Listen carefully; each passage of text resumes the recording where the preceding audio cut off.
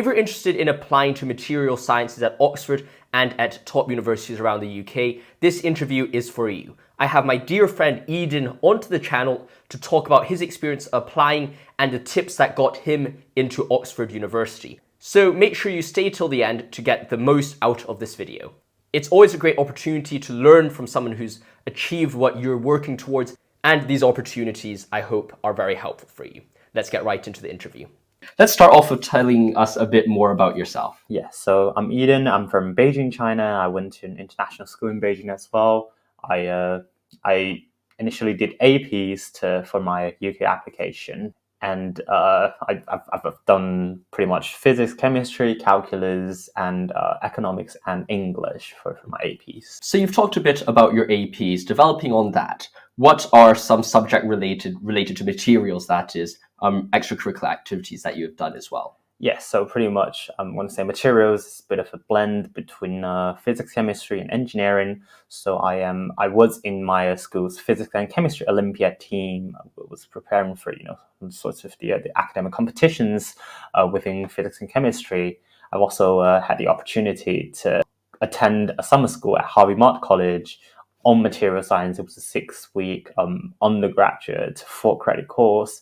That it was in there I really got the chance to know more about materials and then assure myself that that's something I want to do in uni. So apart from academic activities that you've done, what are some non-subject related ECAs that you've also done on the side? As I've mentioned earlier in my APs, I've also done English and I quite enjoyed them. So I founded a poetry society in which we also sort of explored the links between poetry and sort of modern rap music, and sort of just from the lyrical perspective. Captained a team in my high school on a quiz tournament in China. So that was really had the chance to look at. I mean, at least I really had the chance to look at things like subjects and topics outside of STEM or material science in general. So you've talked a bit about your ECAs that you've done. When we're thinking about UK applications, while the ECAs are important, it's perhaps less important, I suppose, proportionally than if you're comparing to the role of the ECAs in the US application process. So if you're thinking about your application for the UK, the UCAS system in its totality, what are some aspects of that application which you think helped you the most?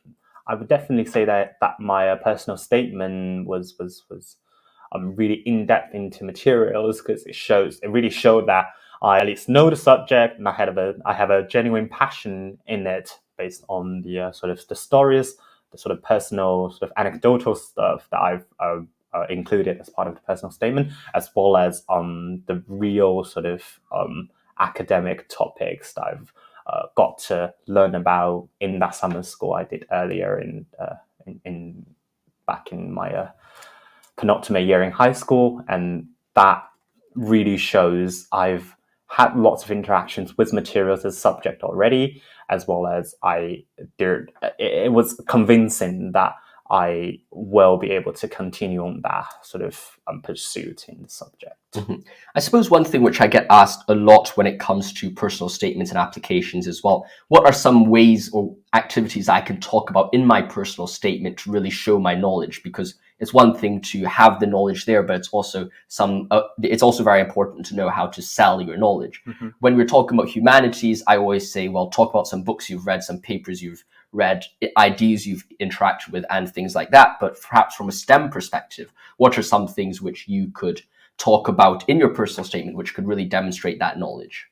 I would say really it's about why you're interested in that subject, because a STEM subject, they probably look a bit more boring than humanities, in the sense that you don't really converse with people about physics or chemistry all day long, rather, but like you can talk about philosophy with them. So I feel like for STEM, it's really about what that subject brings you. So there is a genuine passion in me where I learn about the sort of microscopic aspect of materials, the sort of quantum mechanics related stuff that genuinely excites me. So I just sort of explored that in my personal statement. But also some of the things you can talk about are sort of, I know some people have lab experiences in high school, either in the form of an external project or the EPQs that you do. So these are the things that you can include as part of your personal statement. So sort of talk about why you have picked the topic, what have you done, how did you design this, how did you design the experiment, and what are some of the results that you've gotten, and some reflections on that. Those are the things that would really stand out and look good to your tutors, your admissions readers, because these are some of the qualities that are very important to undergrad and postgrad, and even just like researchers in general within STEM. And other things that you might want to include are also books, especially for materials. It's a bit of a more I would say a more daily life sort of subject. So there are lots of things.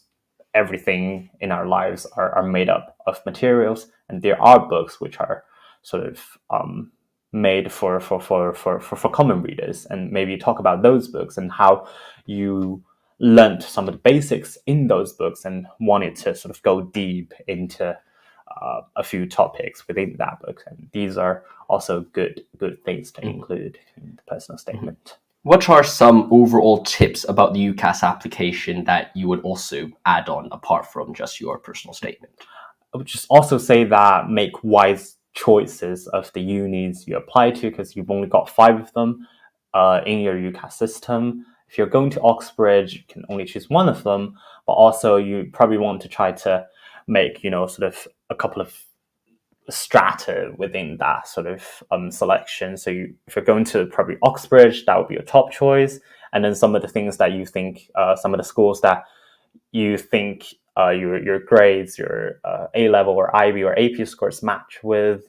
So those are probably like your reach schools, or your sort of the schools that you expect you get into, and probably 1 or 2 safety choices. I would say those are really the wise choices. And also try not to include more than one sort of subject within your UCAS form, because that would just make your personal statement a bit sort of unfocused. You can definitely do like the closer stuff, because I know some people, they put materials and chemical engineering or even just natural sciences all into your UCAS choices. But that sort of works because these subjects are somewhat sort of interconnected and can be blended into a personal statement. Whereas things like fine arts plus physics, that wouldn't really work. Yeah. Yes, that's a very helpful topic and a helpful tip, especially your last one, because I think, of course, with the Oxford application, sometimes Oxford course choices are a bit more niche down or a bit different than what you might be applying to in other universities like UCL or Durham or other big universities. So if you're thinking about it, you do want to have them in a very close connection. So if you're doing perhaps philosophy and theology in one college, and then in another university you're applying to straight philosophy or straight theology, that's all right. That's all right, yes. Perhaps if you're going to go completely halfway across the world and do, like, I don't know, sociology and law, that might be a big difference there. So that's definitely a very important tip. So apart from personal statements, while that's very important for UCAS applications, in the Oxbridge process, there is an interview, and the interview is a very important part of your application. What would you say are some tips you would give for students applying to materials and their interviews? So the first thing I would really want to sort of reinforce on is that you want to make sure that you know every single sentence in your personal statement, because that's the first thing, and perhaps the only thing that your interviewers have about you. And that normally is the starting point of the entire conversation. So they will probably pick some of the topics that you've discussed in your personal statement and really just ask you about it. Like, it might just be like the first question in your interview is just tell me about this project that you worked on in high school. And then you want to be able to at least be able to show that you've genuinely sort of put your effort into that project. And they might sort of build on that and ask a couple of extra questions. But at that step, you are probably going to be sort of guided by your tutors if they ask questions that you sort of don't know yet. So that brings me to like the second point I want to make, which is do not panic if your tutor asks you a question that you don't necessarily have an answer for at the moment, because it is meant to be that way. Oxford tutors, interviewers, they tend to ask challenging or more sort of thoughtful questions to spark conversations within the interview. And oftentimes those questions, especially in a STEM interview, are going to be on topics that you are less familiar with or haven't touched on before. And the reason why so is because they want to see that you are able to sort of act to new knowledges. And then if you have a question, would you be able to ask that question in a wise and clear way? And how you respond to sort of your tutor's hints is also important, because it shows sort of teachability for you as a future student. So if you're enjoying this interview so far and are finding it helpful, make sure to like and subscribe and share it with your friends. It's a real pleasure that we get students from top universities onto the channel, so to support that mission, make sure you help us out. If you have any more questions that you want to ask Eden, let me know in the comments below and I'll try my best to answer you. Let's carry on with the video. So we've talked a bit about what goes into actually having a successful interview, but perhaps taking a step back, what are some tips or advice that you would give for someone going into an interview? What are some things that you can prepare or you should be looking at? What things you should be reading? Should you be reading things, or how much should you know? Mm-hmm. So I would say, Josh is right in thinking that you're not required to have any prior knowledge into any of the topics that you're going to be asked about, because the tutors will try to make it sort of unfamiliar to you. But you also don't want to appear on the screen, because we're doing online interviews. You don't want to appear like you know nothing about your subject. So for materials, for example, I would suggest that you either do some reading into what materials is, because there are some common knowledge about materials, for example, like what silicon is, or sort of what carbon, what graphene is, so those sort of things, the basics. You don't really need to know them, like the scientific details behind them, but at least be able to show them that you know what they are, what sort of uses are there about them, and just the basics. So that's something that you need to prepare for. And another thing about Oxford STEM interviews is that your tutors, they won't expect you to be able to think out loud while you're working. And something that's usual to all of the people, because some people, they do prefer just working like in their quiet mode. But that's something you can work on in the form that, next time when you're trying to do your homework, maybe like also just talk to yourself or talk to your friends about sort of what you're doing here, what your maths is about, or what your thoughts are regarding this question, because you will be able to show that you're thinking to your tutors in the actual interview.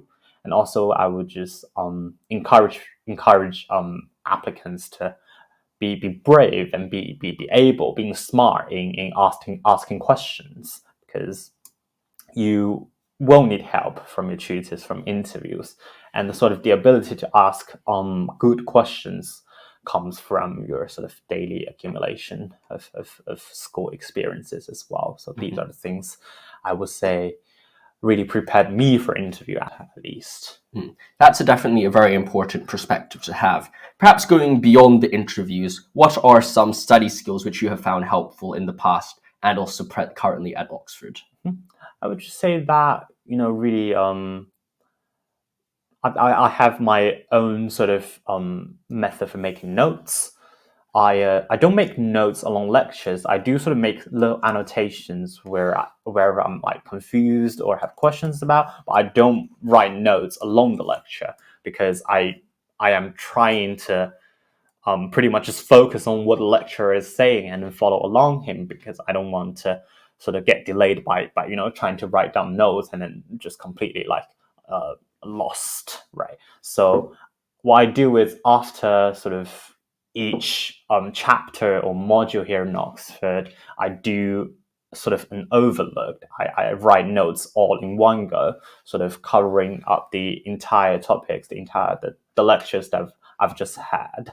And in that note, I am also sort of, it's more easy for me to find the links between the topics, and then I make my own notes. I don't necessarily sort of write my notes in the chronological order. of the lectures, I might sort of find the unique links between the topics that we've just learned, and then make my own little sort of a summary note. And that is really helpful when you want to revise for the subject, because by looking at your notes and then just question yourself, like, does this make sense to me now? That is a very good way to make sure that you have a good understanding of the topics. So that's a really good introduction or a good understanding of some study skills, which are very helpful. And study skills are, of course, very personal because everyone studies and learns in different ways. Some people read better, some people listen better, and just in different ways, it's important to experiment. But I think having notes and actually remembering, or having a way to remember and keep track of what you've learned over the years, is very important. Perhaps moving on a bit and moving a bit back to your applications, what are 3 things in your application or 3 things that you've done which really helped you get into Oxford? Yeah, I would say getting into Oxford isn't really about the application itself. So it's more of like the entire sort of academic journey in your high school, even before high school. So the entire sort of thing. So I would say, so one thing I think I did quite good in is to always just be curious and then look into the topics that you've encountered. They're not necessarily going to be taught on in the textbook as part of your high school course, but once they are there, I would look into them and sort of do a little bit of self-study on them. And that really helped me in one of my interviews, because that topic, albeit not being in high school textbook, is actually an undergrad topic and was directly tested by my tutors. So having sort of previous knowledge in that really helped me understand their question and also sort of work my way out. So that was something, I think, one of the things I think really helped me. And that also, in a sense, led me to discover materials as a separate discipline. Yeah. And another thing I would really like to say is probably just to really plan your exams well, because, I know people have got, especially if you're applying to both US and UK, you've got lots of things to do, like your either A-levels or APs or IBs. You've got your SAT or ACT, and for international applicants like me, you've also got your TOEFL or IELTS exam. So it's really important for you to put them in, sort of plan them early, and then throughout like your sort of high school years, like when are some of the points where you need to have some of the scores ready, because you don't want to take all of them at probably like the end of your penultimate year that summer, because your application is just coming up. So that was something I did really well in planning them, because I did TOEFL quite early back then, so that wasn't something I need to worry about anymore. And then I focus on APs because those were more sort of academically relevant, right? And then did my ACTs and SATs. ACT last, because you don't really prepare for them. They're just a test of sort of skills. So that was another thing I've really benefited from throughout the process. And my last thing I would say is just like I really had a good mentality throughout the entire application process. Mostly because UK results they do come out earlier than most of the US regular decisions, and having an Oxford offer in hand, it really sort of it's just reassuring to wait for the rest decisions. Definitely. I think that touching on that mentality point is a very important thing, both from the perspective of hard work and discipline, but also from the perspective of taking good care of yourself as well. And I think both of those things are very important. I know people would always go back to saying, work hard, be determined, and don't care too much about it. And while you hear that a lot, it is something that I think I've found across every single person I've met at top universities is they all share those similar traits. And one thing I believe in quite well, and this is a mission that we have at Logos Education, is precisely the idea that success leaves clues. And if you find, no matter how common it is, if you find 99% of people at Oxford all believing in one thing, it's most likely something that you Yes. should implement as well. So I think it's very important that you do touch upon that mentality point. And one more point, just sort of follow up on that as well, is because I believe that you only bring out the best in you when you're in a good mental state. Yes. You're never going to outdo yourself when you're stressed. Yes. So despite you do have to work hard to get into top unis, you also don't want to overstress about yourself. You don't want to sort of exploit your potentials, because that's just not the way how a human works. We think of ourselves as more of a spring. We are elastic in some way, but like once you go beyond a certain point, it's not recoverable, and you're not performing anymore, because you pretty much just you've broken yourself down. So that's one thing. Definitely, that's something which is very important. And so we've talked a lot about studying materials and the process of applying to study materials at Oxford University. Apart from the subject-related information, what are some extra advice you would give for students looking to apply? I would say one more thing I would like to mention, especially for applying to Oxford materials, is that you get to choose your colleges, your preferred college, on the UCAS form prior to submission. And you can, of course, choose to apply open, but I would just suggest that you sort of look at all the colleges that offer materials as a course, and then you go on their websites. Some of the things that I probably recommend you to go and check is the tutors associated with that college, because they are going to be your tutors.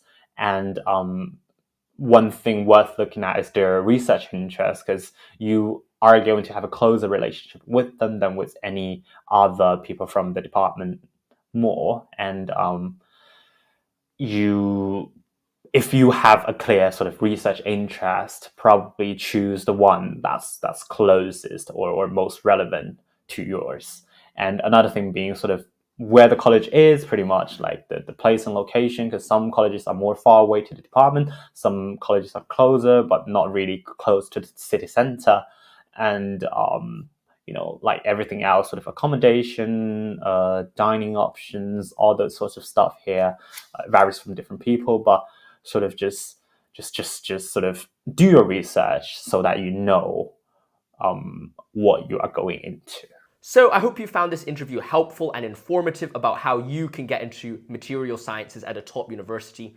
Hope this video is helpful and informative and has provided you with something new to work on. Before I end off this video, however, I would like to point you to two books, the UCAS Bible and the US College Guide, two books which I've written alongside and with the help of students at top universities like Eden, to guide you through the application processes to the UK and the US. So make sure you go check those books out. The link will be in the description below. Have a good one, and I'll see you soon.